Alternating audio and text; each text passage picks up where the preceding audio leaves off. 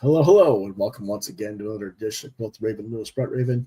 I'm your host, Lewis Bright Raven, 35-year veteran, or 33-year veteran, rather, of comic, science fiction, fantasy, horror, and role-playing games. And, well, it's Friday the 13th, and Jason's not here because he's on assignment because one of our co-hosts is on vacation celebrating his birthday and also trying to get rid of his kidney stones. So we sent him on assignment to try and get the piss out of him. So anyway, my co-host, the colorist commentator himself. Yeah, what's that? Okay, this is the CMYK kid here on location at Camp Crystal Lake. Yeah. Anyway. Yeah, we wish John, our other co-host, all the best. We wish you happy birthday, belated and everything, and hope to see you soon. And so we just couldn't do Friday the 13th without John, so we had to come up with something else. And what did we come up with? Something else, didn't we? We absolutely did. Yeah. 1960, is it just 60 or 66? 1966, Queen of Blood. Yeah. Also known as Planet of Blood. Or like Vampire Twin or something like that too, or it's got a bunch of different names, which is typically never good. Yeah. But let's see what they came up with for us.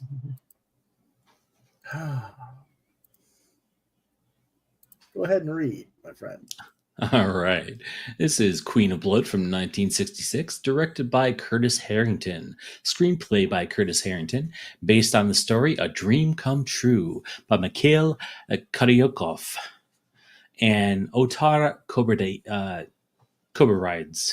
Produced by George Edwards and Samuel Z. Arkoff, starring John Saxon, Basil Rathbone, Dennis Hopper, Judy Meredith, Florence Marley, Robert Boone, Don Eitner, and Forrest J. Ackerman.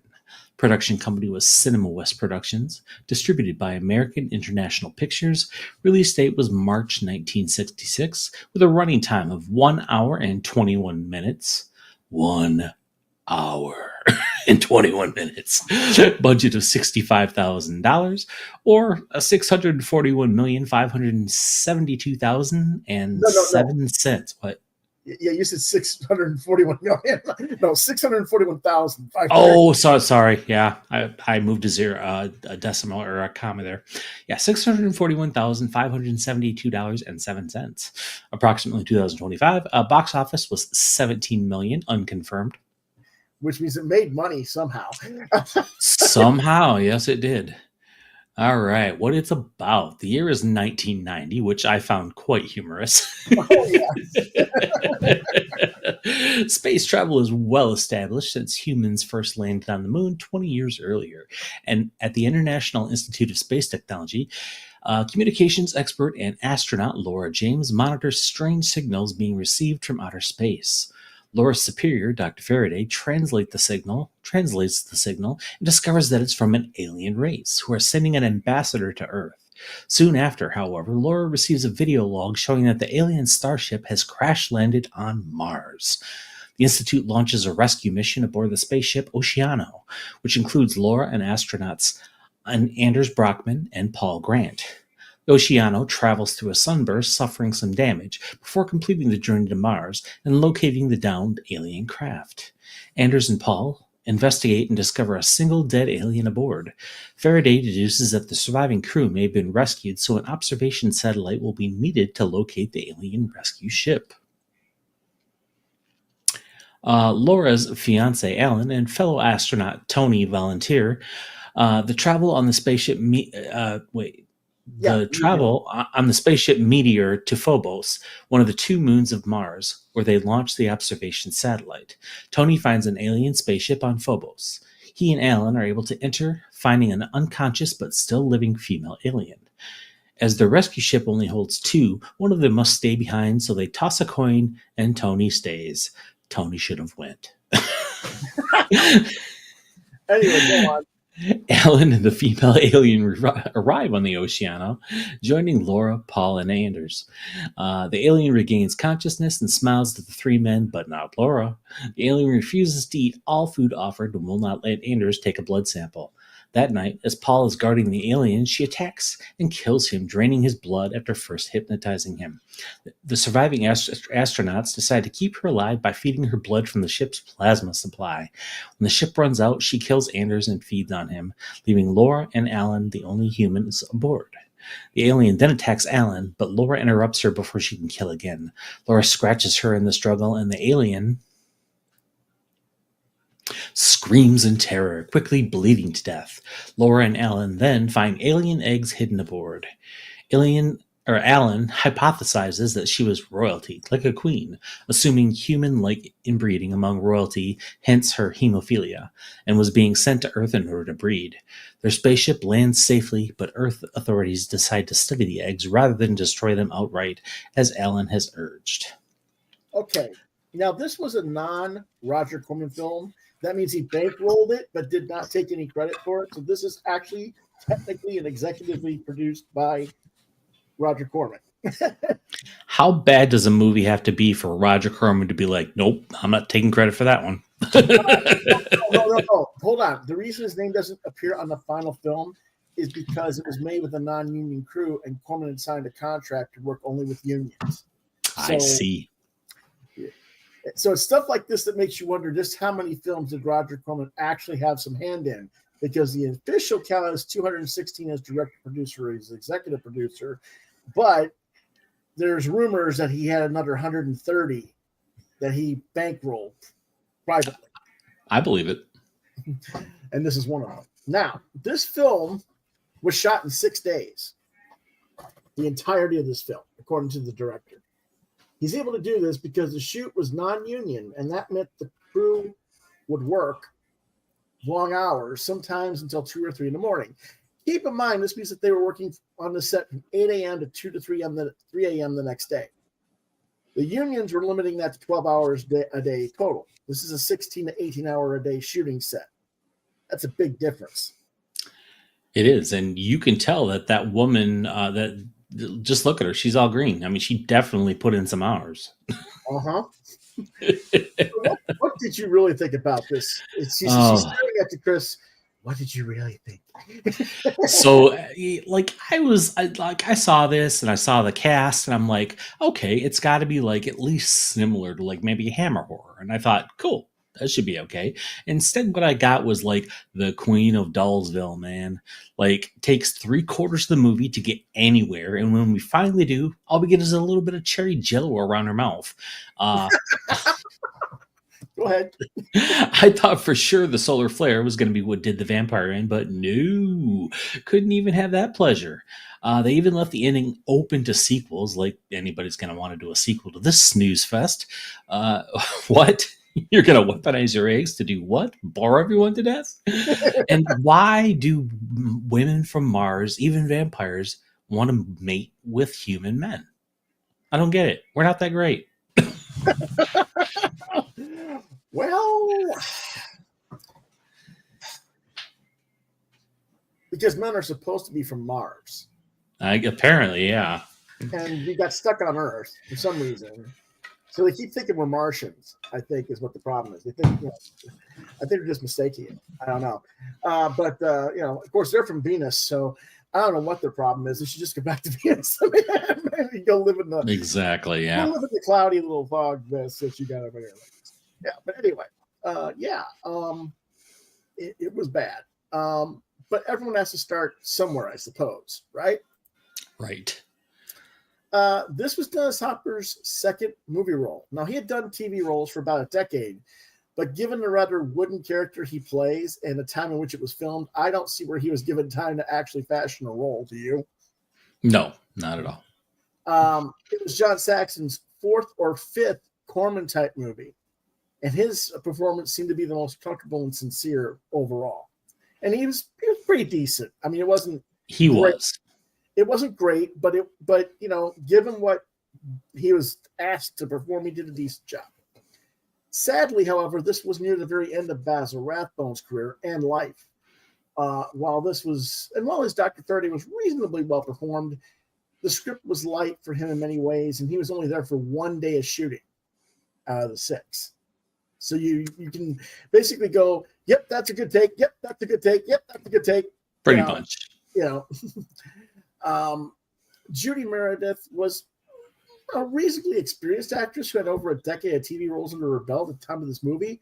And it was like her 8th or 9th feature film role. But, while the cast by name has some really good actors, most of them didn't come into their own until much later on much better written films. This film feels like it was cobbled together overnight. Or over 5 nights. There was even a fight over the casting of the Czech-born Florence Marley, who is the alien queen. Apparently, Corman wanted a younger Floozy in the role, according to director Chris Harrington, while he wanted a woman who was older and had some presence and substance. Now, whether or not you want to say that actress had any presence or substance in her, when she has no speaking parts and it's all just body language and facial expression, I'm not going to say she did a bad job, because I don't think she did, but it'd have been interesting to see her do something other than just like give eyes at different people. Or there needed to be some range, and Harrington failed to give her anything as far as I'm concerned. I just don't think the director really captured the whole of what she could have given the role. Is that fair? Very fair, yes. Okay. The story took too long, over 40 minutes to get into the actual part where the alien actually is. And this is only an hour and 27 movie. So we're talking about what? 40% of the movie is done before we actually get anywhere, like you said. Yep. And we could have easily edited 15 to 20 minutes out of this film, keeping it under an hour, and had a better overall story. But at least it wasn't an alien in a hockey mask with a machete, because he lost his hockey stick when he fell through the ice and died from drowning or something. Friday the 13th, everybody. And I'm sorry. Whenever I see John Saxon, all I can hear or see in my head is, "Damn it, Nancy! Freddy Krueger's not real. He's just in your head." Mm-hmm. That's all I can hear. Yeah. Well, really? I guess I gotta put you up against Bruce Lee then. Well, I realize, yes, he was in those films, but for me, that was his iconic role. Yeah, I know what you're saying. He had other iconic roles. That's all I'm saying. But absolutely. But I know why you're saying that. Anyway, you gave it a 2.5, and I thought you were going to give it much worse. I really did. I was expecting a 1 to a 1.5 out of you. I was very surprised that you gave it a 2.5. So I gave it a 3, because I was just trying to be nice to offset what I thought you were going to do. And you gave it much higher ratings. But I was like, well, do I lower mine or just leave it as it is? So I decided I'll leave it as is to be nice. I gave it a 2.5 because, like you said, John Saxon's acting was good. Mm-hmm. It was decent, The acting in the movie wasn't horrible. Because you can't. It's not going to be horrible with seasoned actors like Basil Rathbone, mm-hmm. and So Dennis Hopper. Yeah, exactly. It's not. You're not going to have bad acting. Well, the thing is, Dennis Hopper was such a cut up on the film that they almost fired him. The only reason they didn't fire him was because he was friends with the director, and the director, that's how he got the job. Right. So it's like, okay, but that's how these things go. So, but yeah, John Saxon was like, yeah, it's a wonder he didn't get himself fired, because he couldn't keep a straight face during the film. He was cutting up everything. So that's funny. It was like, Hopper was so bad that it took us an extra day of filming just because of Hopper. So I'm like, okay, whatever, But that sounds like Dennis Hopper too, because he was always a cut up in almost everything. Exactly. So anyway, again, you give it 2.5, I'll give it a 3. It's not like we recommend this, but if you just want to have a little bit of a MST3K humor type thing, it's not bad. You could definitely MST3K the shit out of this movie.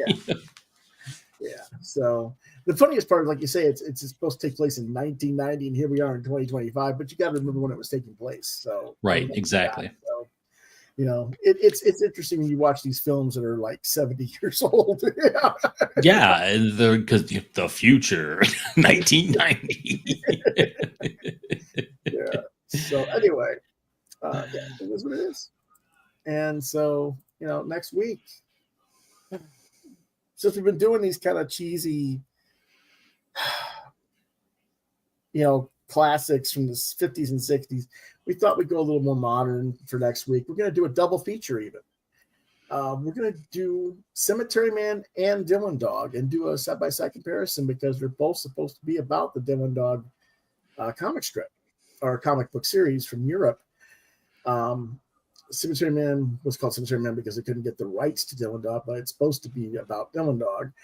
And then, of course, then there is the Brandon Routh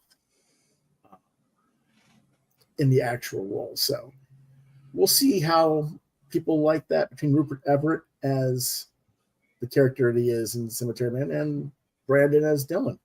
Yeah. I'm familiar with both. I don't know how familiar you are with both. I thoroughly enjoyed Dylan Dog. I've only seen parts of Cemetery Man, so that will be a new watch for me. Okay, that'll be good. So, we look forward to talking about that next week. And so Saturday, tomorrow, is what on your channel? Oh, that is Throwing Stones, a Glass House podcast. And that is on at 8 p.m. And we are going to have John Roush, colorist extraordinaire, longtime inspiration of mine, one of the best colorists in the business as far as I'm concerned. He's been on titles like Invincible. He's done work for Marvel, DC, like all the companies you can imagine. So I'm pretty excited to talk to him. And then, of course, we're going to have our usual portfolio reviews. So is it going to be live or is it pre-recorded? This will be live. Okay. Yes, David is back from Japan. So. Well, then I guess I'll have to show up, won't I? I think yes, you will. Yes, he came back from Japan, going, "I'm turning Japanese. I think I'm turning Japanese. I really think so." Da da da da da da da. I think you've already turned Japanese. That's what I think. That's what I think of Dave. Gojira, Gojira. But yeah, but it's like, yeah, that I'll tell you what I think about that after the show. I don't want to say something that's too rude. But anyway, so that's this weekend on Glass House Throwing Stones podcast, 8 p.m. Saturday. And if you want to reach out to me on social media for future episodes, Facebook, Lewis.BrightRaven, Twitter X Muskrat Channel at LewisBrightRave2. You can see my artwork at deviantart.com/BrightRaven. If you want to look at Chris's colors, you can see his stuff at deviantart.com/fatboy73. You've been watching Quoth the Raven, Lewis Bright Raven exclusively on YouTube. If you have email suggestions for books or films or TV shows you want us to review, quothravenlbr72@gmail.com. If I don't get back to you, try lewisbrightraven@yahoo.com. And if you want to reach out to Chris, it's ghthrowingstones@gmail.com. Okay? Yes, sir. Oh, and by the way, I don't know if you guys noticed, I didn't have a space vampire to go with the girl, so I just did this one with the shirt. Yeah, it's cool shirt. It's my metal go board shirt. Great shirt.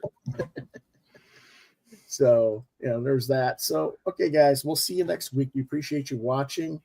We'll see you next time. Quoth the Raven.